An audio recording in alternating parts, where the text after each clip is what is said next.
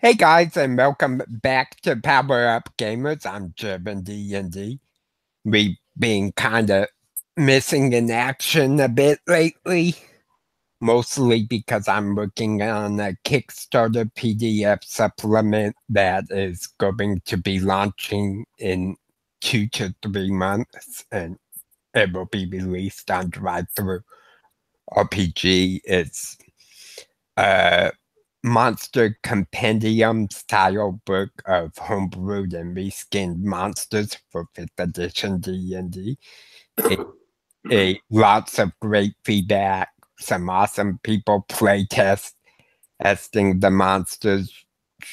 It's worth checking out the crazy ideas I come up with. It, so we have taken a break in our busy schedule today, because I have been talking with a player of mine who I had the privilege of sitting under a wonderful one-shot recently that he did, and DM'd. Was a total blast. But me and him have been talking a lot recently about how I needed some help with the channel, the community, and kind of the things that have been sliding off to the side a bit. So it's my great honor to welcome Charles, who is going to be taking a partnership in the Facebook community and the co-host spot for Power Up Gamers YouTube channel. So Charles, why don't you say hello and introduce yourself? Hi, everybody. My name is Charles Gromas. I tend to go by Chuck. I'm hoping to get some videos out there and get everybody inspired to get out there and role play. Awesome. Charles, I know you and me have talked about some of this stuff before, but other viewers may not even know who you are. So why don't you tell us a little bit about what got you started in role playing, what kind of games you like things of that nature. Well, I think a lot of it, my passion for it was stories, books. I was real big into fantasy, um, sci-fi, and just regular fantasy. And I think when I first found out about role-playing games, that really just, it was a chance to be more part of those stories that I read about. Yeah. I wasn't just a viewer, I was now part of it. Yeah. I remember growing up the choose your own adventure books. Yeah, we had some. I remember reading a bunch of those too. Those were great. And I loved them. And then I was like, there's games that you can do this in? Well, I'll be honest. My first few games, I was the only. I think a lot of people that DM out there know it. There's a lot less DMs than there are players. Oh yeah, definitely. And so I got kind of stuck DMing for my buddies, and they weren't real heavy into the mechanics or rules. So really, what we did is sit around a table. I told a story, and we rolled a d20 to decide what happened. Yeah. But over time, I got more involved with the rules and playing with other people. And then I got really lucky and met a really good DM that kind of taught me a little bit more about how to do subplots and involve the story more. Awesome. And I think he made a really big impact on that. Yeah. And now that years later, I'm seeing that even more heavy than what it was when I was younger. I think that's what really drew me back in.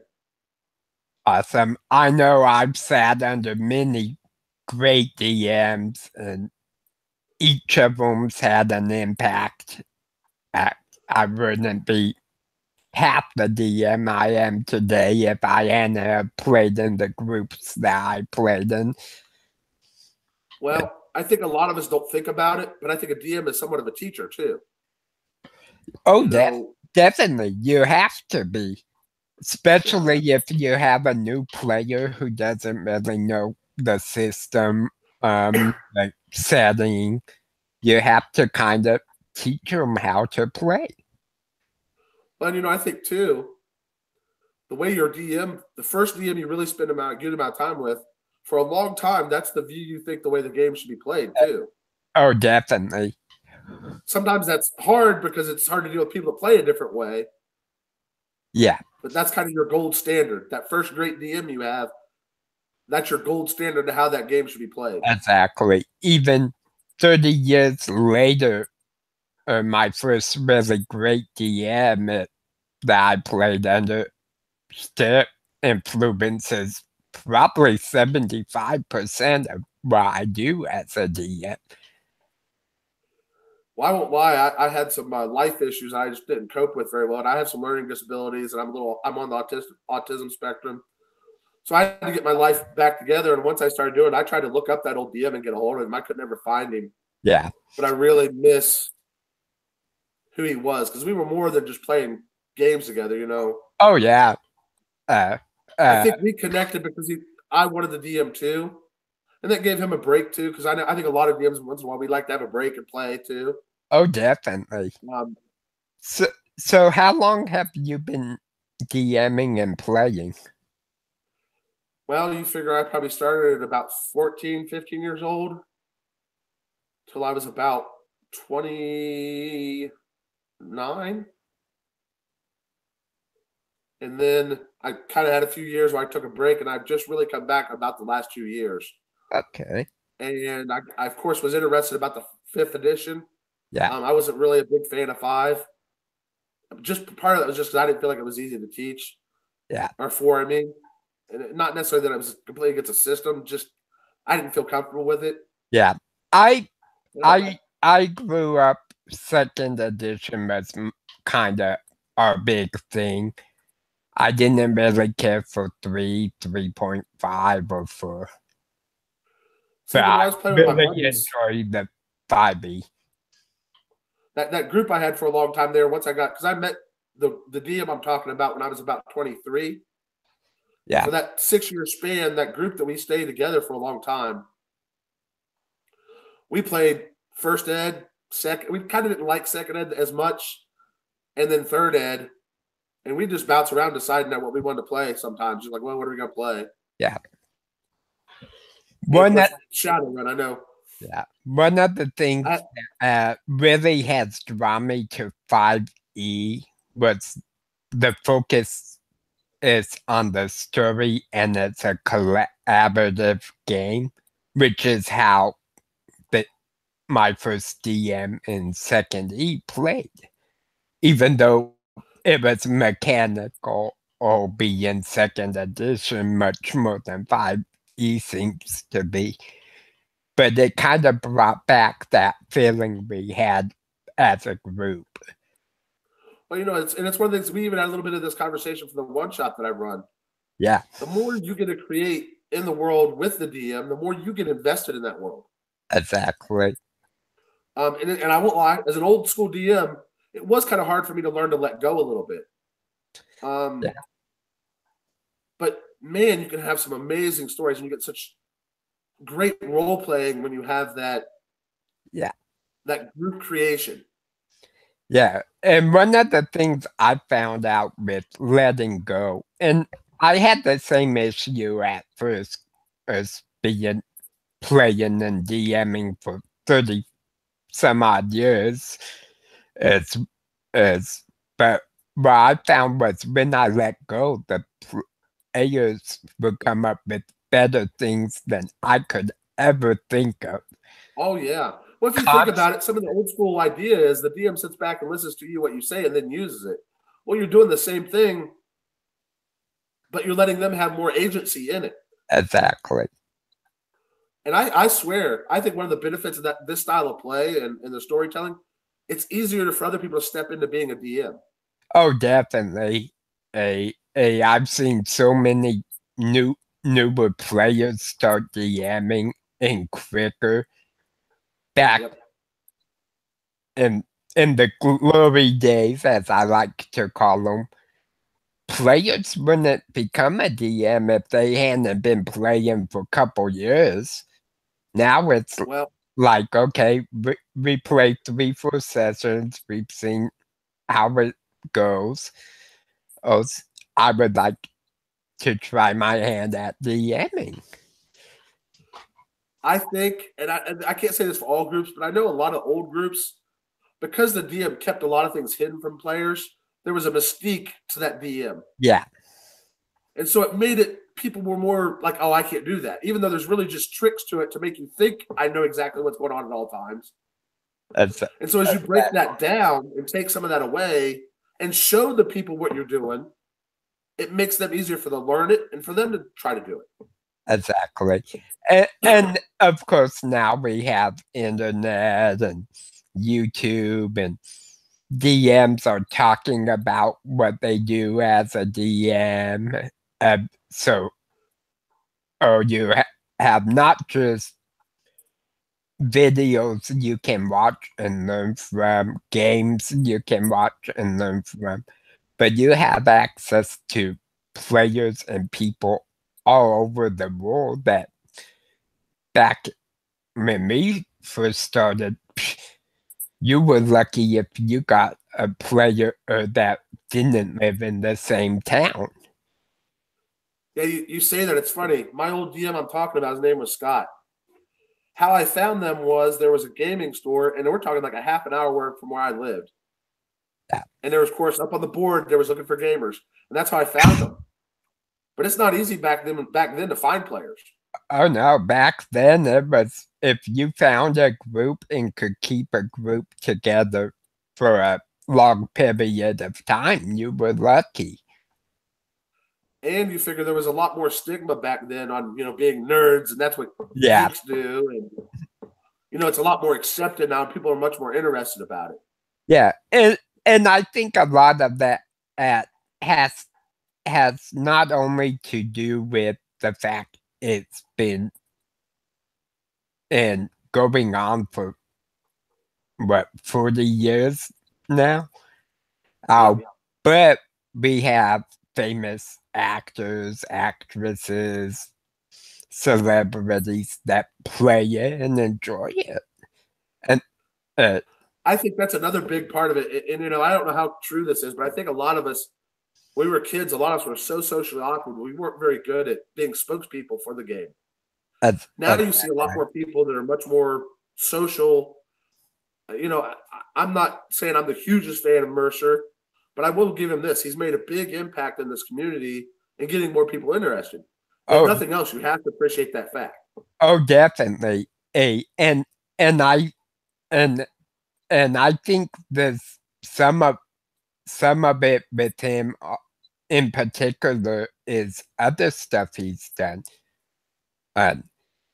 He's well known for being some of the voices in World of Warcraft, which see, I didn't know that. That's a lot of the current generation and who play RPGs have played World of Warcraft.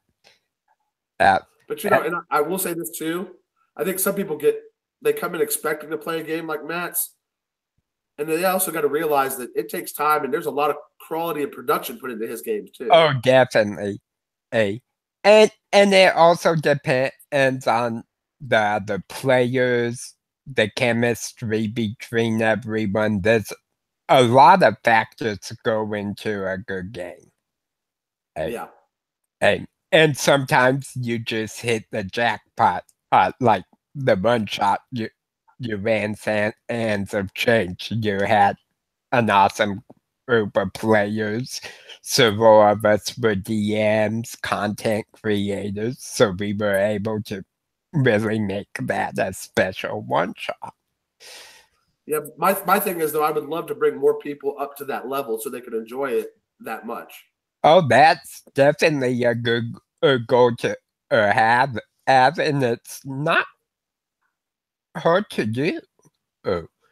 One of the things I tend to do that kind of helps with that, if you have a newer player or someone who's not quite on the same level or as the rest of the group, but they fit in good chemistry-wise, get them playing with that same group of people over and over, a couple times at least. Well, and the more you have good players with you that'll help you as a DM, they can help you focus on a new player and help them get them up to speed easier too. Exactly.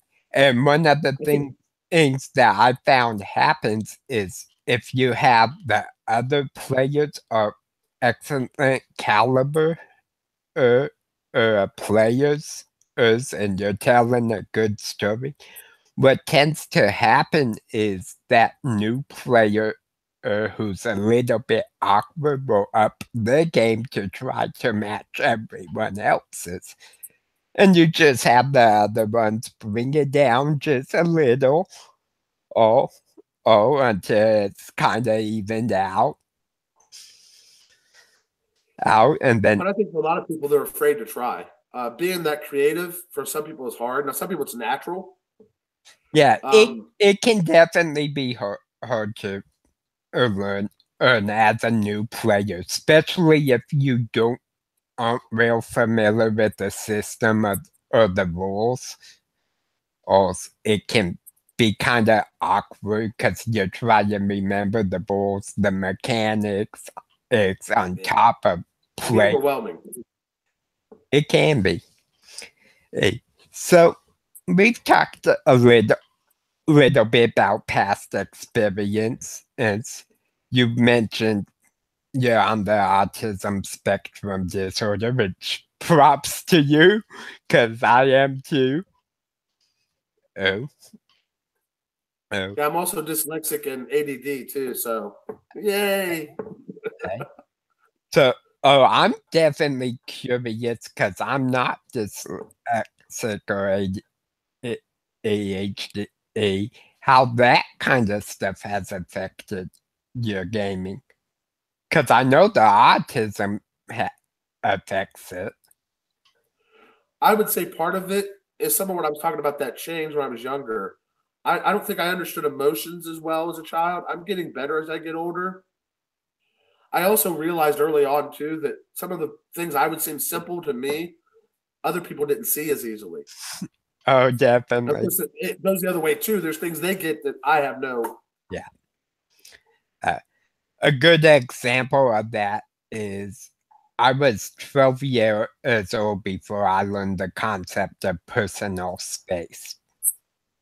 Yeah, I would get like right in someone's face to talk to them. And that makes a lot of people uncomfortable. Exactly. And I didn't pick up on it until I got a little bit older. And then something just clicked. Okay, people don't get that close when they're talking. Well, I've kind of had it in my head, but I had a guy say it the way I needed to hear it just a few months ago.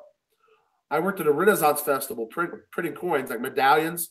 Like you could pick a phoenix, and I have one. I don't have it on right now, but a phoenix and like a green man, or like.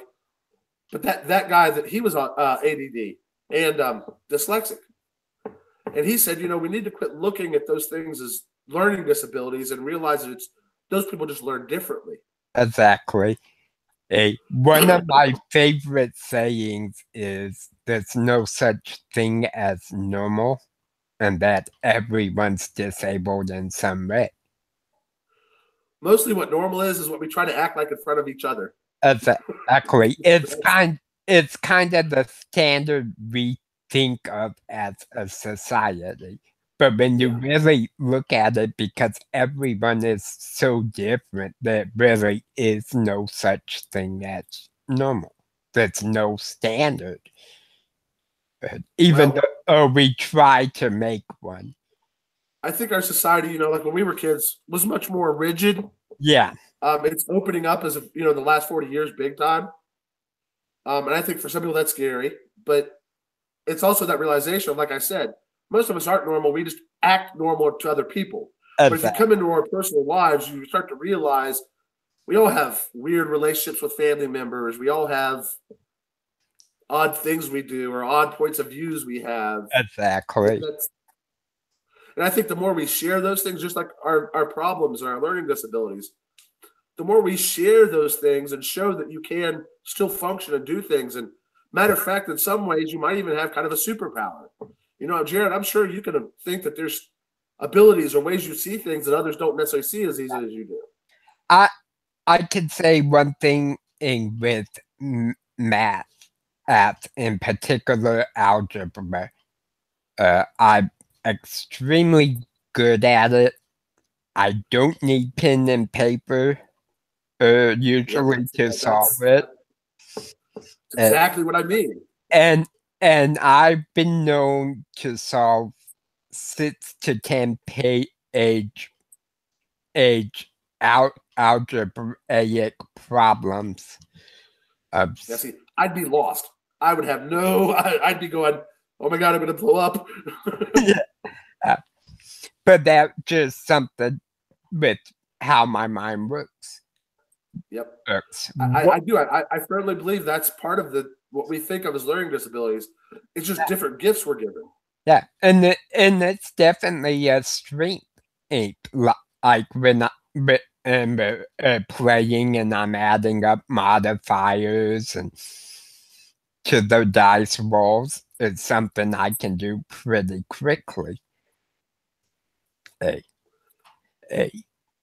Now, on the same hand, and part of my disability is also a hindrance, and that's because my mind works so fast.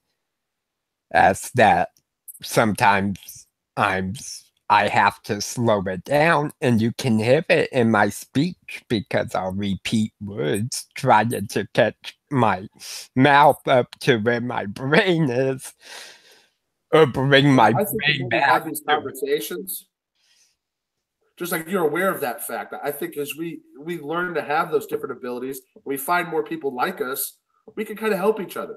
You know, the tricks we've learned to deal with the problems and the advantages we have. Exactly. So we've talked a little bit about the disabilities, and that's a good thing because as Power Up Gamers as a community is heavily focused on making a safe gaming environment for everyone. But we do have kind of a heavier leaning towards people with special needs or who are disabled. We have several members, as one of them recently got a 3D Braille printer. He's doing some work on making Braille dice, some supplements available to people who are blind. We have a member who is involved in the RPG research, who have a big trailer that's wheelchair accessible, and they go around gaming and stuff like that on the West Coast. That focus is really important, and one of the big reasons I started the channel, when I first made it public, was not just can I see my games improve as a DM, but I had some stuff to say about being disabled and being a gamer, because I was tired of going to game stores that my biological father, who has multiple sclerosis and is paralyzed in a wheelchair full time, couldn't even get in the store because of the layout. So it's really been important to me to have this community that recognizes, okay, there are factors that affect people's experiences with gaming. Yeah. And that as a community, we need to address these. So it's really good you have some experience with that personally. Okay. So let's talk a little bit about what you want to bring to the channel. I know we've talked a little bit about quality of videos. Oh, one of the big things I'm looking forward to is there being more consistent releases of videos. Yep, and that's what we want to work on. I think my real, and I know it's kind of a layover. It's not specific, but I want to bring a better confidence and coaching to people that want to play. Awesome. Give them some of the tips I've learned that made life easier for me. I don't remember who said it, but there was a statement basically, I've never met somebody so dumb I couldn't learn something from. Exactly. And that's one thing I've really tried to incorporate personally in my life is learning from everyone. Yeah. Well, you learn so much faster that way. Exactly. And I think I would love to, I want to help make more DMs, more players. I love this, hobby. And I because I understand what it's like to be different and not necessarily fit in. And, I may not have the physical issues some do, but I still have some understanding of what it is to not necessarily, some people look at you weird or. Yeah. And I would love to give back to those kind of people because I understand. Exactly. Awesome. And this hobby's fun. I mean. Oh, yeah. And not only is it fun, but we've personally, both of us have learned so much from it. Yeah, I've met some amazing people through the hobby. I met just you and Corey. Oh, yeah. I met him through you. Me and Corey had some great talks. Oh, yeah. And maybe not just about D&D, but just life, Oh, yeah. One of the things is you may not be aware of this, but I know the AbTab4 know it because I've talked to them in the chat personally. I've mentioned it on several videos because I suffer from chronic depression with suicidal tendencies. I credit the Provokers, Winds of Cerceline, Esper the Bar with literally saving my life. Because anytime I start to get down, get depressed, I go watch those games, and as a viewer, you feel like you're part of the little clique as you're watching the games, and that's always helped bring me out of those kind of moods. So I'll be honest, I haven't got as involved with the videos as much as a lot of people have, like the Provokers. I still haven't checked out yet. Oh, but I know, like with AbTab, just that community, I've met so many great people. Yeah, you definitely should check out the Provokers. All the Facebook groups I've been on, I've seen the least negativity on AbTab. Yeah. Yeah, I'm a huge fan of the Ab community as a whole, or along with the founders of it. I'm lucky enough to have made numerous friends there. Just anytime I'm having any kind of issue or need any kind of feedback, I can drop a post and someone's gonna reply. It's been awesome. And you talk about our disabilities, we may only be online, but you still form relationships in a network of people that are more like, understand what you're going through, have a passion for the same hobby you do. And I know sometimes when you have learning disabilities, and we talk about depression, I have clinical depression, which I've had my whole life. Exactly. And being around people, because a lot of times when the people around you or the public don't understand, and so you feel more isolated from it. Yeah. I found, I don't know how many people that are understanding of it in the role-playing community. Oh, yeah, because a lot of us go through the same thing. Yeah.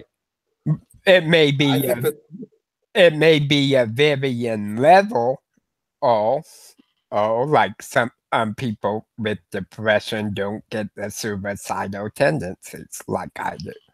yeah, I don't. I've had it once or twice in my life, but what I tend to do, I get delusional thinking. Yeah, Like I think everybody's out to get me and the Illuminati and yeah. But I also, instead of getting suicidal, I tend to just shut down. I'll sleep for 20 hours. Oh yeah, I've done that many a time. But I'll tell you, being around, finding people to play with and having that connection has really helped pull me out of it. Yeah, it's just like you, Jared. To be honest, I think you're an inspiration. The fact that thank you. How people are, because the reality is we know it. Some people are going to look at you and make fun. Yeah. But the fact that you don't let that get to you and you still get out there and do stuff, and you still play, but that's inspirational to me. Well, you gotta figure, I'm 42 years old. I've dealt with people making fun of me all my life. I've kind of got to a point where you don't like how I am? Screw you. Go talk to someone else. But you talk about kids getting into this, though. They see that gives them something to look at and learn from. Oh yeah, and I've had kids who have inspired me. Some of the videos I did, and there was a kid, Austin, and I don't know the name of what was wrong with him, but he was literally the size of a 2-year-old, even though he was like 12.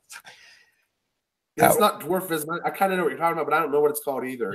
Yeah, but he had a big impact on me all my life because I would play with him. I'd push him on the swings, and I'd open doors for him and his mother at school. And he was just the sweetest kid you could know. And that always had a big impact at me because at the time I was the kind of angry person that you didn't want to be around. If you saw me coming, you'd walk the other side of the street. And one of the things along with meeting Austin that got me out of it was I got tired of being angry and not knowing how to deal with it. So I played D&D. I made basically a Shaolin monk. Because I had studied a little bit of Buddhism. I knew they were peace-loving, tolerant, and I wanted those qualities in my life. So that's awesome. So I used that. I watched how they handled situations in the game, how other players and characters responded to them. And then I said, okay, this is how I would apply it in this situation. And eventually it did become part of me. But that's because it was something I was trying to cultivate. And I used D&D as a tool to do so. See, I almost think that makes me think of a video idea right now. And I've mentioned the reality is you have a right to be angry. In some ways, you did get dealt a rough card. Oh, but really? The reality is you can't change that. All you can do is go forward. Exactly. But it's also made me a lot more, what's the word, empathetic. Yeah. To what other people go through because I've gone through so much in my life. Well, I got the concept from Frank Herbert's Dune, but the reality is the more hard things you go through life, the stronger you come out. Exactly. And that the better person you tend to come, not always, but yeah. And that's really where I think has gotten me to the point where I'm at now is the things I've gone through. Even even though they were horrific, I wouldn't change them. See, that's a great point of view. That's something I would love, even though it's not necessarily about D&D. I would love the people that come into this channel that have problems to understand and see. Yeah, I might sometimes I other might people have advantages you don't. Yeah, I might change finances though. I could use a little bit more finances. There's always things we can improve. Exactly. But just being happy with who you are, I think that makes a world of difference. Exactly. And there are what I've been fighting with. Yeah, and there are still things I struggle with. If like the arthritis limits a lot of what I can do. Oh, my living situation doesn't provide me a good exercise area, and I don't tend to leave the house much, so I'm a little bit on the heavy side, but I do have a small section off to the side that I do Tai Chi and yoga in, and then I do what I can. That's funny you say yoga. That's one of the ones I want to work on adding into my daily thing. I've been working on meditating. I'd really like to add a little of the yoga. Yeah. Yoga and Tai Chi have been great for me with arthritis. It's because it's slow movement and it's not heavy strain on the body. Even though some of those yoga postures are hard to hold for very long.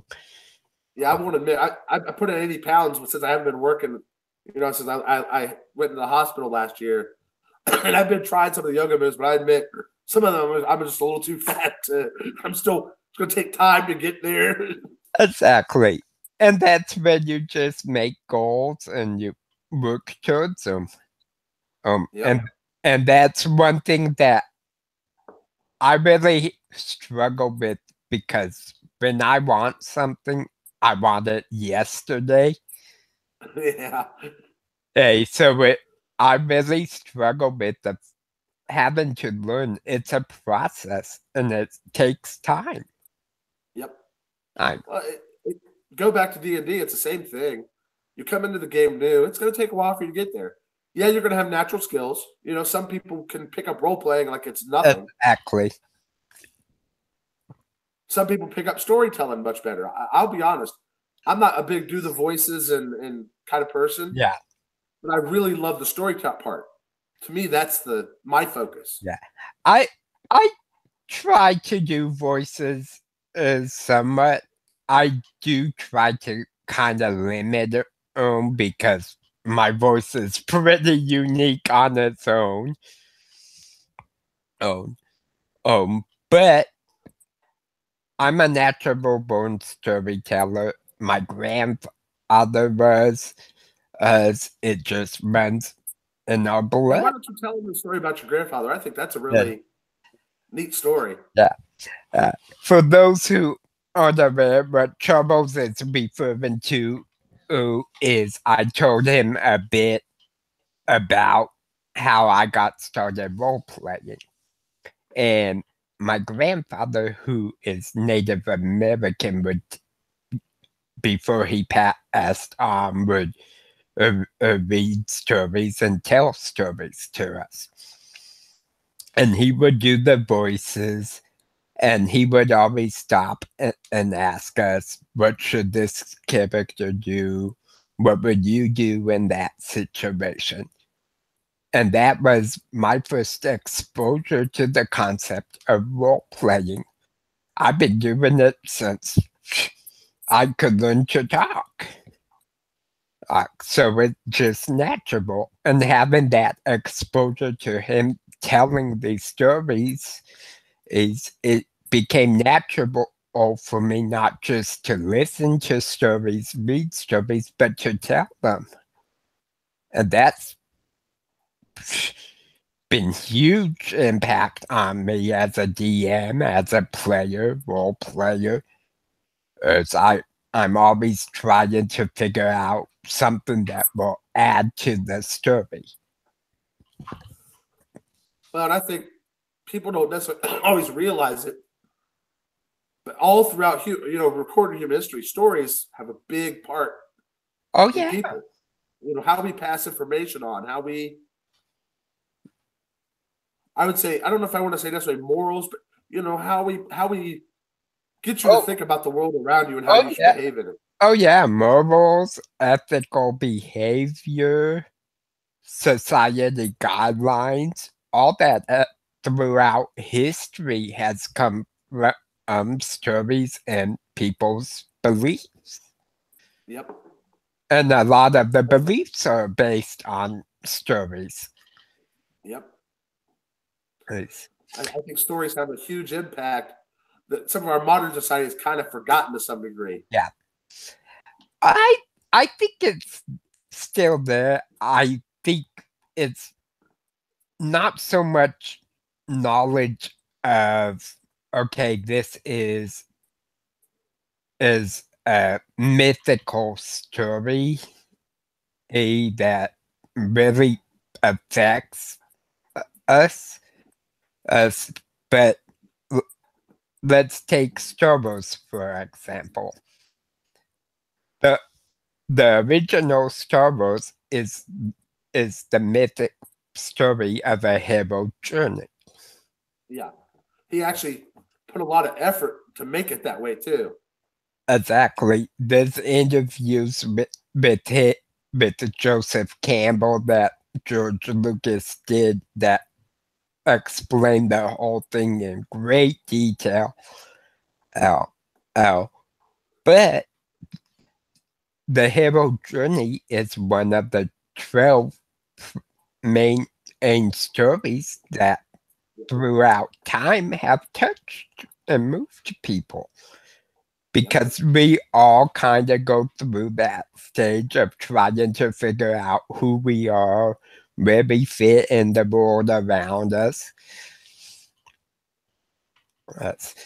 It's no different for people role playing nowadays.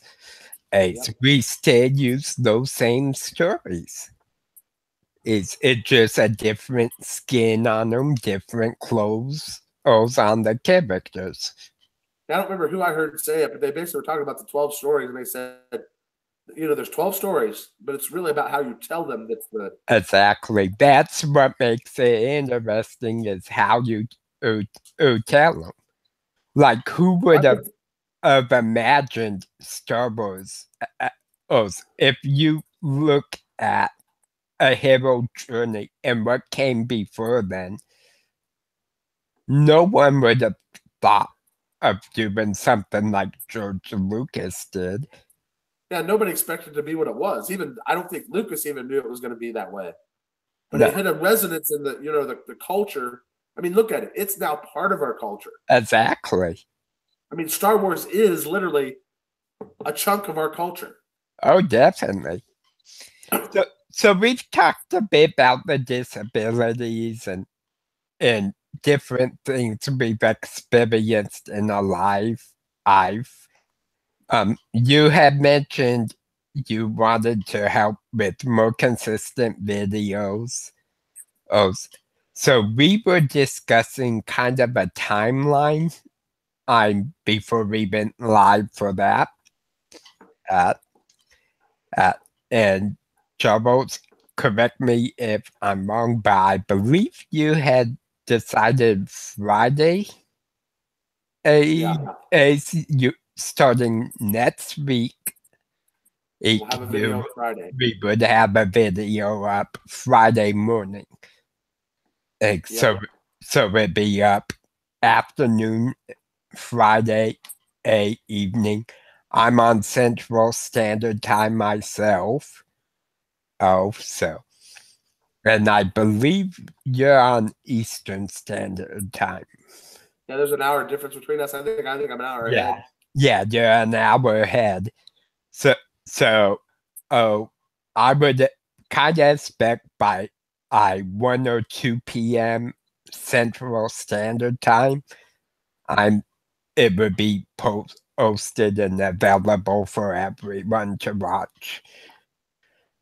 So you also mentioned you had an idea for a video. So let's talk about a couple ideas of videos you would like to do. Well, I haven't reached out to him yet, but one of the things I was thinking is I met a gentleman the other day that was blind that was playing. And it's funny because he he was in American Indian. Oh, so it's kind of amusing because you're talking about your grandfather. But I was thinking maybe maybe sit down and have a conversation like this, but also learn about what he does so that he can play. That maybe give some tips to other people out there that are blind of how to get into the game and how they can play. That would be fantastic. I haven't had the opportunity yet, mainly because I don't know personally anyone who's blind who plays. I know Jack Babette, who did the Braille printer, had a friend, and Dee, who was blind, who played. And he did some books and for them. Unfortunately, Dee has passed on, so I can't use that avenue. Oh, but I would love people who are blind, mute, deaf, and have these other issues that I haven't experienced firsthand as a gamer, to come on, give this story, tell how they deal with it. I can say a little bit because I've dated ladies who are deaf, and partially mute, but that's not the same as someone who has experienced it firsthand, relating what it's like. Especially when he's already kind of done the footwork to get it to where he can play. That gives him some unique things that he might be able to pass down to people that aren't there yet. Exactly. Hey. The more I think about it, I almost thinking maybe I should post on AdTab and a couple other groups. Hey, anybody out here that has any disabilities that's learned tricks to help them out? Exactly. Why don't we have a conversation? Why don't we talk about it? Exactly. And I tend not to post it so much in AdTab because most of the people with disabilities that I know of from AdTab are also part of the Power Up Gamers group. Okay, so that's already that group. Yeah. So we do talk in there sometimes. I kind of have been behind the scenes more than normal, because of my own scheduling. But I've met some great people in there who have different issues, and I've talked with them about how to handle things. And so I think because I'm already getting an idea in my head too of I know game systems take me much longer to learn than other people. Yeah. So I've also learned some tricks to help me over the years doing that too, and I think that'd be another great video. Yeah, that would be great, especially for me, because for me to run something, I've had to play it, and I've really had to have like access to the code book and read through it, and then get a good. For some people, they can read it and it makes sense for them, but for some of us, we almost have to see it in action before exactly it clicks. Right. So that would be interesting for me to watch a video of how you've learned to pick up on different game systems. Some of the others I definitely would enjoy is live plays, as I kind of miss having live plays on the chat channel. I've been meaning to post some of the Fiasco games, but my health has kind of prevented that lately. I think the Fiasco games are awesome. Those ought to go on the channel. Okay.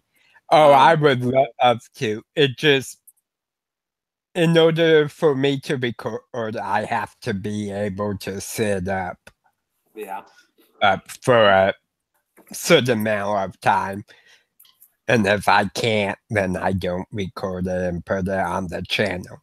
But I do Now, do with a decent amount of one shots, so we can start putting those up yeah, there too. yeah, and if you come in aboard, you'll have access to record or stuff too.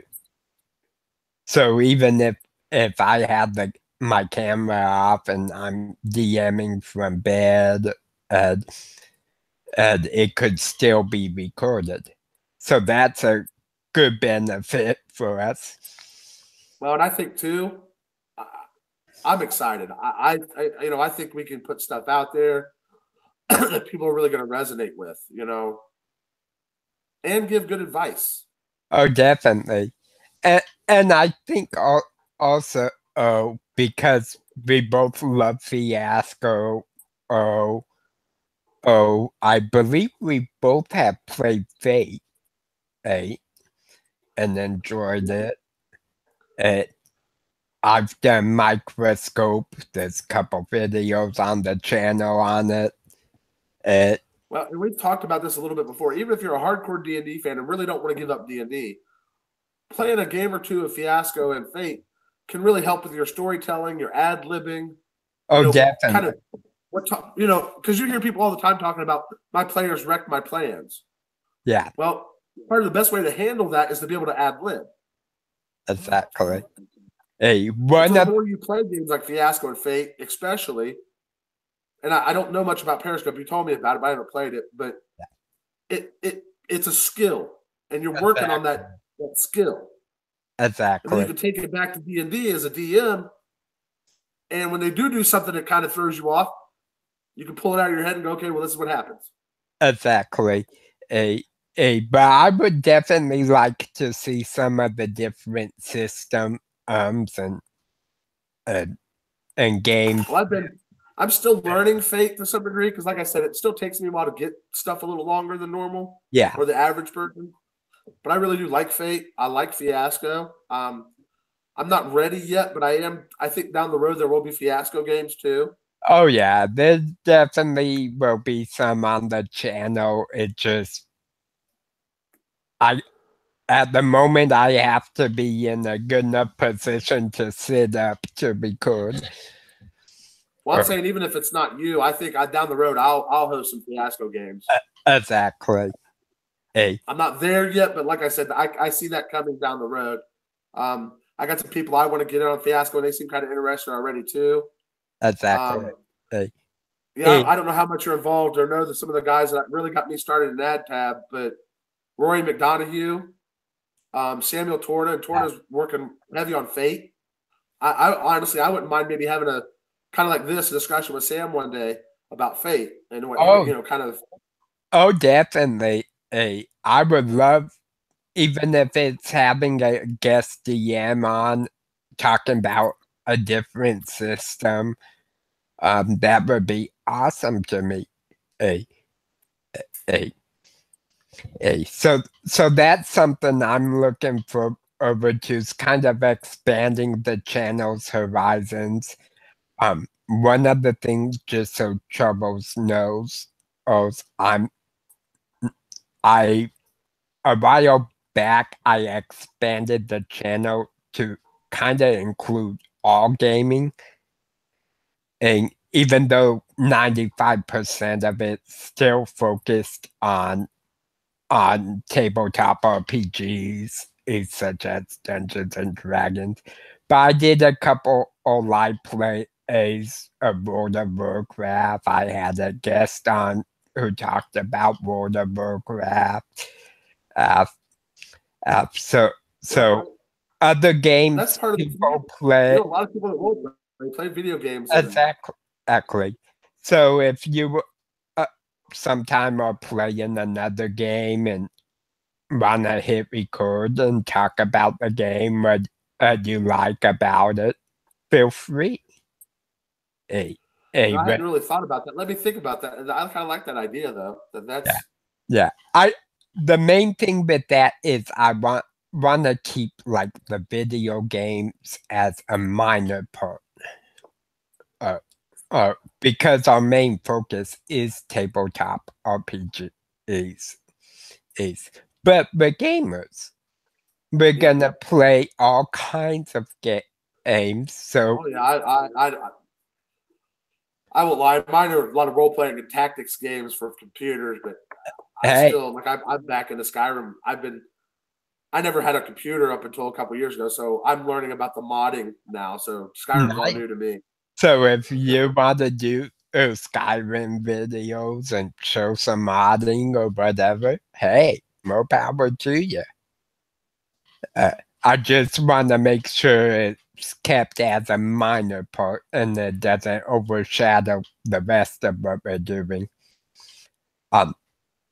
Another thing for Troubles, there's only a couple episodes in the playlist that's called Life Matters. And that's basically anything you're going through in life. If you want to do a video on it, it can go there. Whether you're on vacation and you want to show off some scenery that might be inspirational, if you're dealing with the death of a loved one, something like that, we have a spot for it. That's awesome. I hadn't even thought about stuff like that, but yeah, I think I have a lot to think about. Like I said, I think we're definitely gonna put some stuff out there and get people, I think, reinvigorated. Nice. I kind of made that list thing because at the time I was dealing with my aunt having cancer and the whole family was under the impression she would pass on within a couple weeks. So I needed to vent and let it out of my system. So I did a video on it and I put it in that playlist because I have realized shortly before I had the disabilities in D&D playlist, which was good. It talked about kind of who I was as a person and my disabilities, and it had some stuff to do with gaming, but it was giving people a chance to know me and what I was going through. And I felt that was important enough to have as a channel that it deserved its own playlist. Well, and the reality is, too, a lot of us that are heavy gamers, we do tend to cope with a lot of our problems through gaming. Exactly.